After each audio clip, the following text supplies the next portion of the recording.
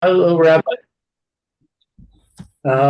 It's the 13th of May. Rabbi Levitt, Daniel. Sorry for the interruption. Sorry I'm late. Okay. Okay. You want to start over, Mary? Okay. Lamoed yashuv uva vanegev velo tehiyeh karishona v'ka'acharona. So at a set time, he will come once again to the south, but he will not be as successful as the first time, nor as the last. Hmm. That's enigmatic. Okay, so let's see what he has to say here.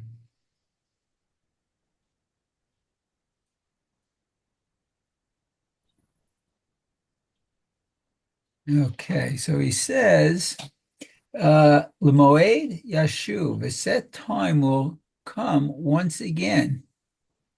Antiochus heard that his nephew, Ptolemy the sixth, had betrayed him and joined forces against him, together with his younger brother, Ptolemy the seventh.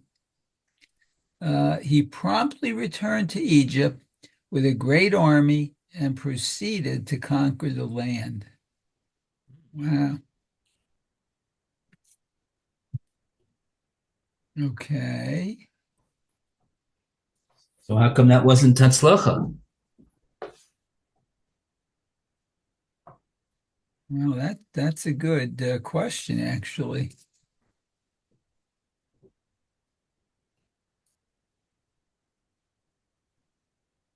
Hmm. Okay, well, let's see. Yeah. Below, below Tehiyeh, but he will not be as successful. Though initially Antiochus succeeded in subjugating the whole country, this success was not as durable as the previous successes. That doesn't really answer your question why, just that it wasn't. Hmm. Okay. And then Karishona, Vikarchona, as the first time, nor as the last time. This third invasion of Egypt by Antiochus IV was not successful like the first during the regency of Cleopatra, nor will it be as successful as the last time when he invaded at the beginning of Ptolemy the sixth rule. The reason for Antiochus' setback is given in the next three verses. Oh, a cliffhanger. Okay, so let's see what it says in the brackets here. Yeah. It says, according to the interpretation followed above, only one invasion of Egypt took place before the last onslaught by Antiochus. However, the first campaign can be divided into two phases. The first, where Antiochus entered Egypt almost furtively with a small nation. The second phase was when Antiochus waged the full-scale war against Alexandria with a great army. The second invasion, when Antiochus returned from Syria, will not be as the first, nor as the last. Hmm.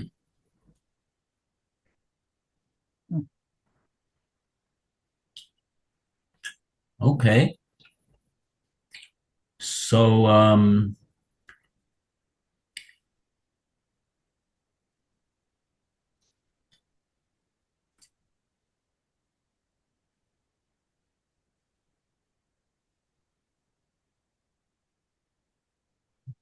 okay. So this won't be as successful as the others. Bekitzer. Wow. And if you want to know why, well, that will explain why. Yeah, yeah. It won't be. What does that mean? Because it was a he succeeded in subjugating the whole country, but his control was not to last. It wasn't a lasting control. So accordingly, it was not the same the same success as the others were. And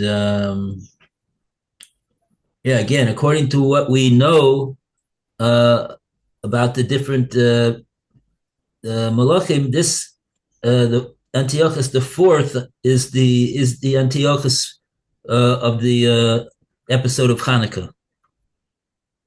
Uh-huh.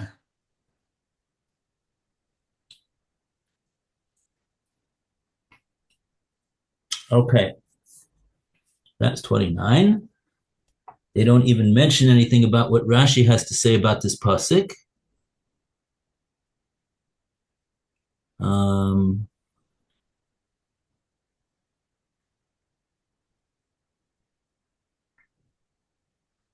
okay, fine.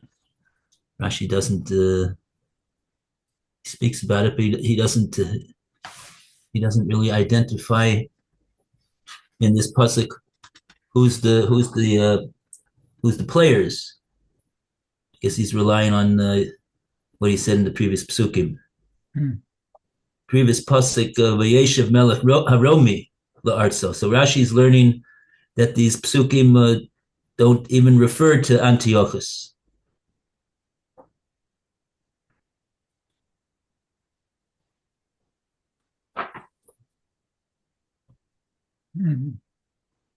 Melech Haromi la'artso, Vayashev, Ve'al Melech HaNegev, Baruch Gadol, Vavo al Bris Kodesh lahafer briso me'al Yisrael. Klamar petzliach v'shav la'artso. Okay, fine. Let's go further. Pasuk Lamed. Now we have the same pasuk as we have days in the Omer. Oh, yes. What a coincidence. Okay, let's see. Yes, Lou, please. Uva'u vo tiyim kitim v'nich v'shav v'za'am al baris kodesh v'asa v'shav v'yavein al ozvei baris kodesh. Wow. Okay, so ships of Kittim will come against the south, and he will be weakened. He will then return. Then he will be upset at the Holy Covenant and act accordingly. Then he will return and contemplate those who have forsaken the covenant of sanctity. Okay, let's see, 30. Ships. The translation follows Rashi. The Aruch renders it legions. Thus, 4 legions of Kittim. This seems to be the opinion of Onkelos, who renders Vitzim as Vitzion, bands. Targum Yonasan and Targum Yerushalmi strangely seem to give both translations. Rashi here renders Tziyim as Tzios, bands. Kittim. Onkelos identifies Kittim as the Romans. So do Yerushalmi and Yonasan. Though Yonasan gives Constantina, Constantinople, as the translation. It is obvious that Constantinople, as the seat of the Eastern Roman Empire, is meant. Rashi concurs. Though our editions read Aramim, the Arameans, that is an improbable translation put in our editions by censors. Oh, here come the censors again. Yeah. In Bereshis, Kittim are the descendants of Yavan. Midrash Rabbah identifies them as Italki, Italy. The same is true for Yosipan and Ibn Ezra. And he will be weakened. The Romans, under the leadership of Populus Lianus, landed a force in Egypt and forced Antiochus to retreat. The story is told that Popilius met Antiochus face to face in an Alexandrian suburb. When Antiochus tried to stall Popilius, drew a circle around him, daring him to step out of the circle before submitting to Rome. Antiochus, humiliated, had no choice but to submit. He will then return. Then he will be upset at the Holy Covenant. After his defeat in Egypt, he'll return through Eretz Yisrael. Then he will be upset at the Holy Covenant and act accordingly. Josephus relates that the king, helped by accomplices within Yerushalayim, gained entry into the city without a fight. Once inside, he massacred many of his opponents, those who opposed his policy of Hellenization, and plundered the city. Then he will return. 2 years later, Antiochus again returned to besiege Yerushalayim. The gold and silver of the temple had attracted his eye, and he was determined to take possession of its riches. He left the temple bare, carrying away with him the golden menorah, the golden incense altar, the golden table, and all the other vessels of gold and silver. He forbade the Jews to bring Karban Hatamid, the daily offering, and declared the death sentence for anyone found adhering to the Torah. Many thousands were killed or carried off as captives. And contemplate those who have forsaken the covenant of sanctity. Antiochus' policy was not motivated by greed alone. Part of his policy was to Hellenize all his subjects. To accomplish this, he set out to crush every vestige of Judaism. Those who went along with the king's policy and forsook the covenant of sanctity found favor in the king's eyes. Abravanel interprets this phrase in a contrary sense. Even those who cooperated with the king did not ultimately escape their fate, v'yavein. The king contemplated to eventually annihilate even those who had forsaken the covenant of sanctity. This is a sad lesson that history has repeated many times.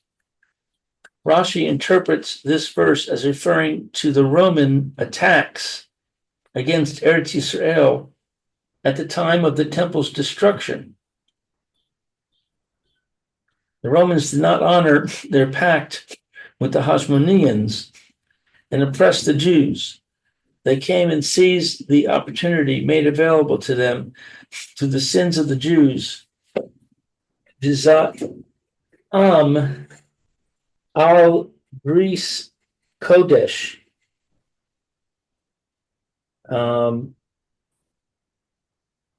And he will vent his fury at the covenant of sanctity.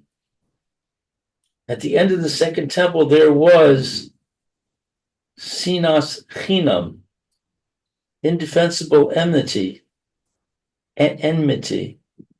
between factions of Jews, as told in the Talmud.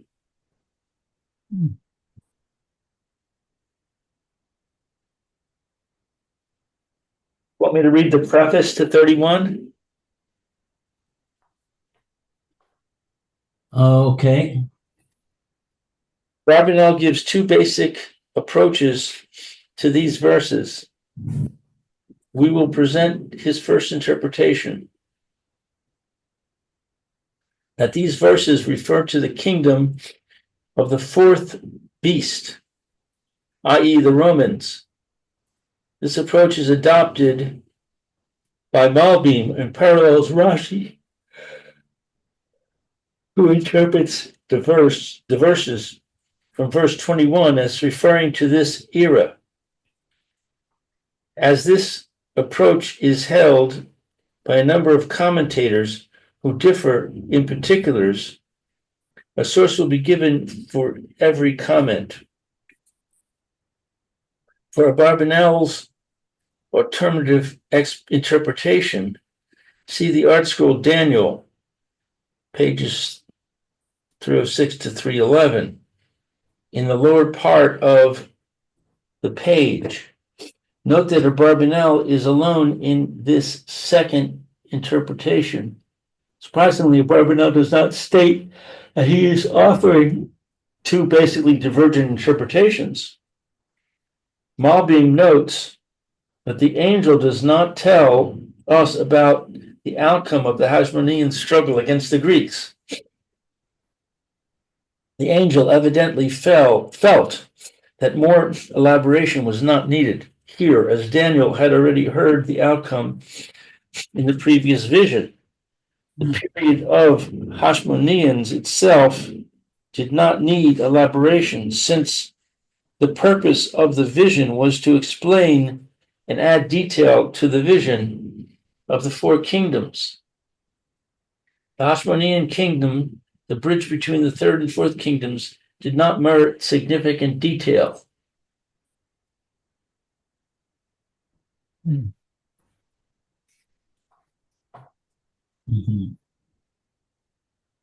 Okay.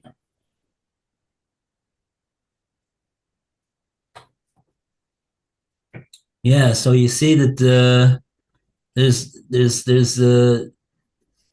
hardly any way out over here. Even where the pasuk identified the ships in pasuk Lamed, Seim, the ships, as being from the Kittim, there's a whole discussion about who the Kittim are.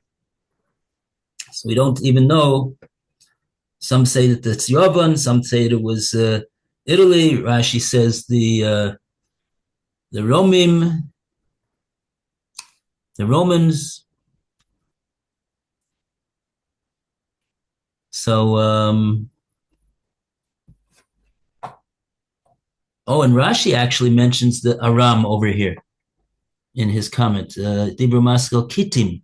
First, he says that they're Romim, so that would sound like from Rome, Edom, Esav. And then he says Gedudim Mimalchus Aram, Shemo Dubo.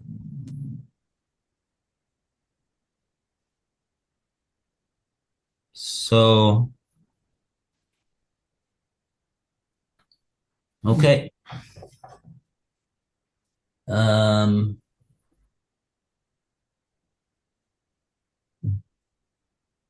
Mitsuda Sion says Kittim is referring to Romulus. which is the way the Targum Onkelos in the Chumash translates Kitim. There's a pasuk about Kitim in the Chumash as well.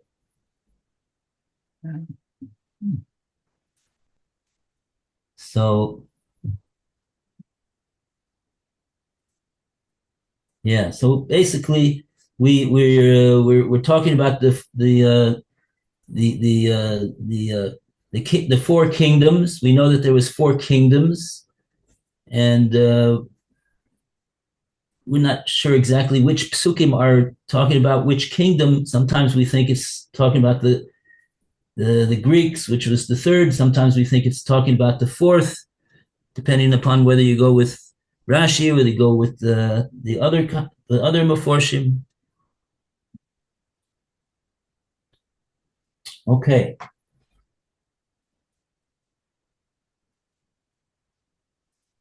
So, without further ado, let's go further to Pasuk Lamed Aleph. Meir. Okie dokie. Let's see. Lamed Aleph. Let me just. Oh, there it is. Okay. Uzroim mimenu ya'amodu v'chilalu hamikdash hamaoz v'hesiru hatamid v'natnu ashakutz mishomeim. Okay, so it translates, arms will arise from him and will profane the fortified sanctuary. They will abolish the daily offering and will install the mute abomination. Let's see what that is. Okay. Uzroim mimenu ya'amodu. Arms will arise from him. The Romans will send their generals to conquer Jerusalem. It's Rashi. Let's see, Abarbanel and Malbim interpret Uzorim as a metaphor for force. They will send forces. And that's, I guess, in verse 6, is similar use of Rawah. The Romans will be more powerful than he. Antiochus. Okay. Hamikdash Amaoz, the fortified sanctuary. When Herod built the temple, he built it to resemble a fortress. Let's see, Josephus in Antiquities relates that Herod, when he rebuilt the temple, also fortified the citadel that had been built to the north of the temple by the Hasmoneans. This citadel, called Antonia, was fortified to such a degree that it held the key to the defense of the city and the temple. He relates that Titus realized that he must conquer the citadel at all costs in order to conquer the city. Perhaps it is this fortress that is alluded to here. Okay, the Hasiru Hatamid. They will abolish the daily offering. The Korban Tamid, the daily offering, ceased to be offered 3.5 years before the destruction of the temple.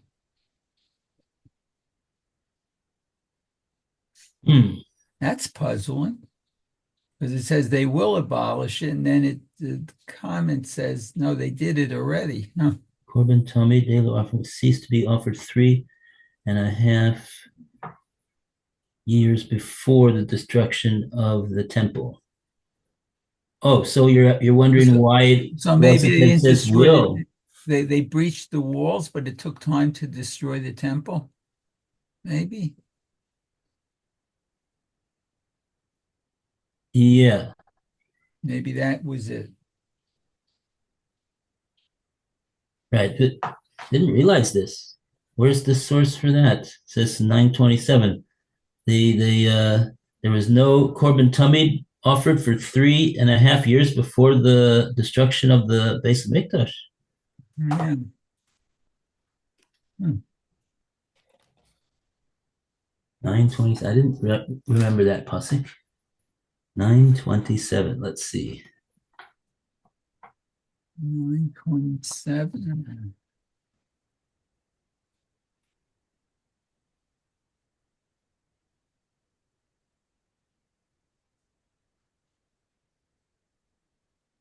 Nine 27 says he will forge a strong covenant with the great ones for 1 week, but for half of that septet, he will abolish sacrificial offering and meal offering, and the mute abominations will be upon soaring heights until the extermination, as decreed, will pour down upon the mute abomination. Hmm.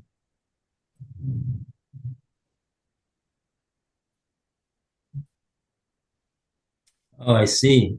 Chatzi hashvua yashbis zevach umincha. So half of 7 is 3.5. Oh, So that's what the pasuk says. oh, okay. Septet is 7. Oh, okay. And shikutzi mishomim. They put refers to the idol worship.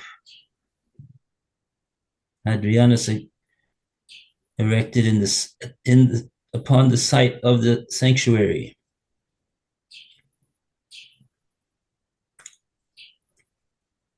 Oh, okay. Okay. All right. Very good. So that's documented over there. Yes. Okay, so let's see. That was 9:27. Okay. So the not new, Ashikutz Shomain, and he will install the mute abomination. Adrian, after putting down Bar Kokhba's revolution 52 years after the destruction, had a temple for idol worship constructed on the site of the Holy Temple. Oh, that's what the silent mute abomination is. Wow. Wow. The similarity of wording here and in 9:27, he will abolish the sacrificial offering and meal offering and mute abominations will be upon soaring heights is striking. Perhaps this is one of the reasons why the commentators feel that this verse refers to the Roman era.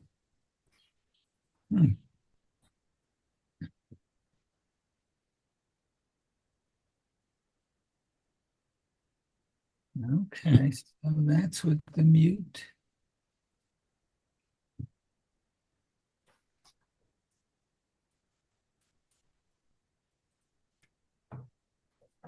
Interesting. Shikutz Shomain.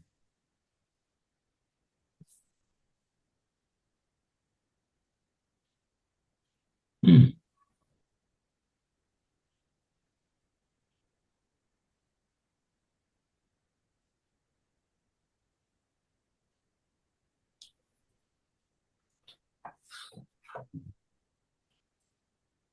Interesting. I mean, we have one of the calamities that happened on either it's Tisha B'av or Shivas or B'Tammuz. I don't remember right now. It's Gemara in Tainus that Turnus Rufus, who was a Roman bigwig, he had the temple site plowed. That, in other words, it didn't look like a destruction anymore. Even it was like a plowed, field. Maybe it even looked nice, a nice orderly plowed area. But according to what they're saying over here, I don't know when that took place. Here we're talking about something else that Adrianus, I don't know, he's before or after Turnus Rufus from Rome. He put a temple for Avodah Zarah on the site of the Beis Hamikdash. Mhm. So that's what he wanted to replace the Beis Hamikdash. Beis Hamikdash is called Tzion because it's the Tzion that Yesh HaKadosh Baruch Hu Ba'olam. The world has a master, one master, who's in charge of everything. And Hadrianus wanted to take all that down and put up a base of Avodah Zarah. Wow. I'm just wondering what's the timeline over here in relation to Christianity? Was Christianity at the time of the destruction of the temple, second temple? It had not yet hadn't yet taken off.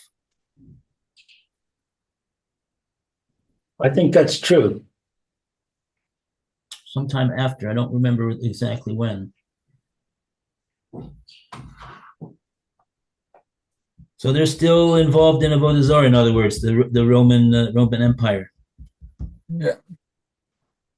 I remember there was a controversy over the setting of the year zero. The supposedly the year that Yoshti was born. That they tried to set it in order to show that the Christians were right and the temple was destroyed because God was angry at the Jews. Wow.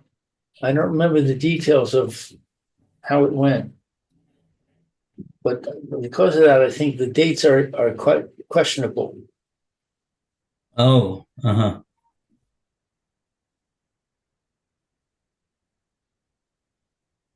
Right.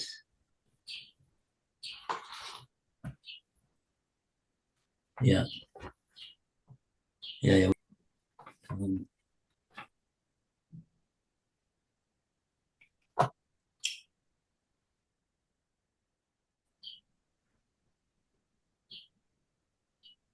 yeah.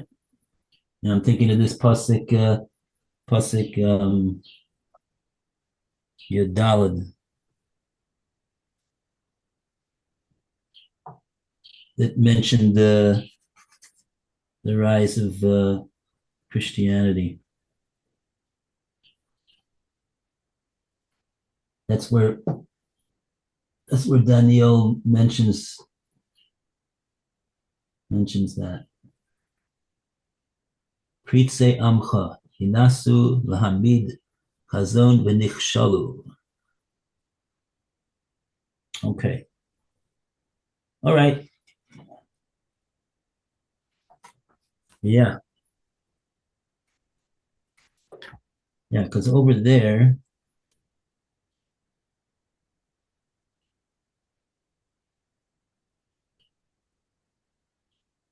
yeah. And the Rambam doesn't say anything when it was exactly. Okay. Okay, so we'll continue on to pay. Do you have any time? Yeah, we have some time.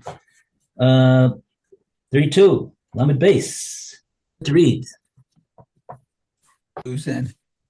I'm sorry, what did you say, Rabbi? Oh, Base, Lou? Yes? Yeah, we think so.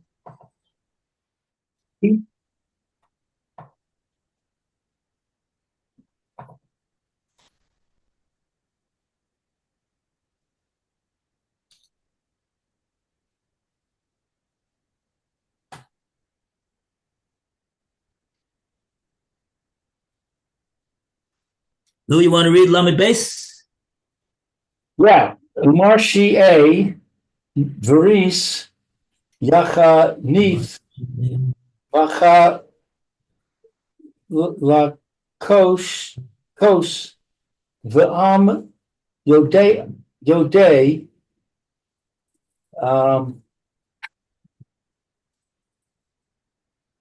Elo Kav Yachaziku V'asu.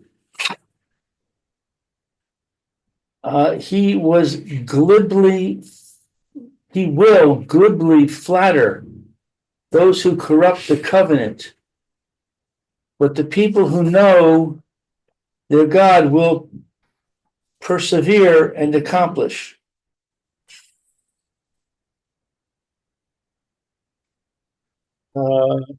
He will glibly flatter those who corrupt the covenant. This is an elaboration of the angel's statement, V'hig bris larabim. He will forge a strong covenant with the great ones. Since this covenant was made, the Rabbim, with the great ones, no doubt Agrippa II was among them. The corrupters of the covenant applies to him also. From Sota, one gets the impression that Agrippa was one who adhered to the Torah. This is the expressed opinion of Rashbam. According to this interpretation, one must assume that the references in the Talmud refer only to Agrippa I, the elder, Herod's grandson and father of Agrippa II. In Yosipon, we find Agrippa II painted in very dark colors. But the people who know their God, i.e., the righteous Jews, will persevere with the Torah and the fear of Hashem.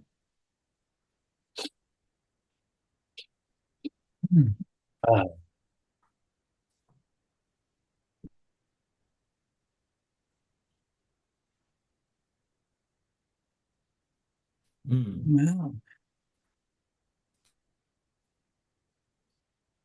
Okay.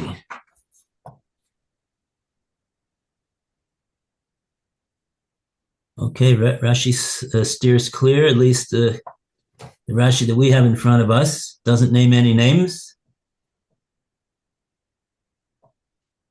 Looking for, interested to know.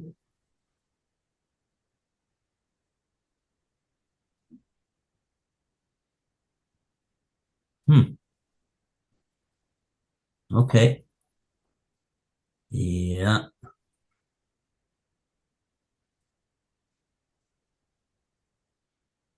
We'll have to say that it's referring to. Yeah, okay.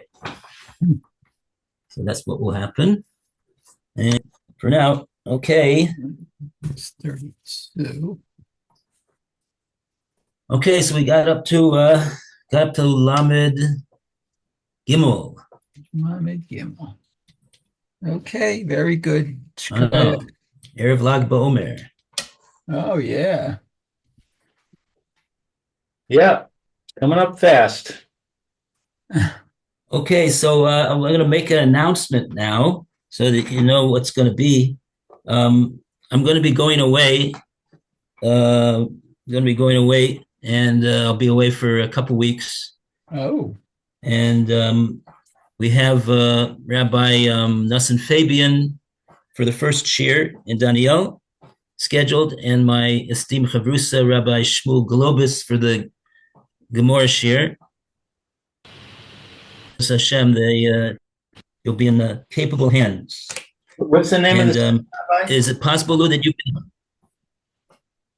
The second, we have, Rabbi Fabian. I know Rabbi Fabian. What was the second rabbi? Yeah, his name is Rabbi Shmuel, and the last name is spelled Globus.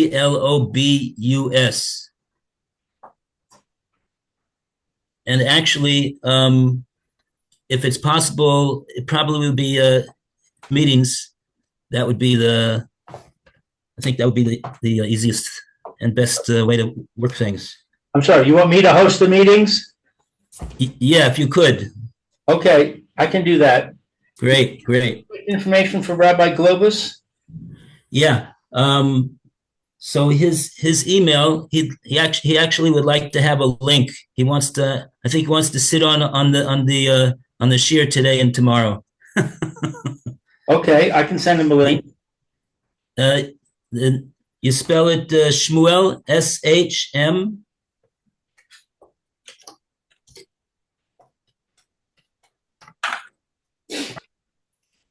S-H-M-U-E-L.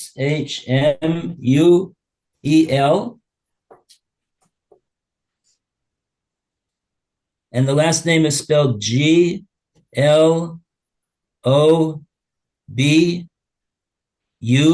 Globus.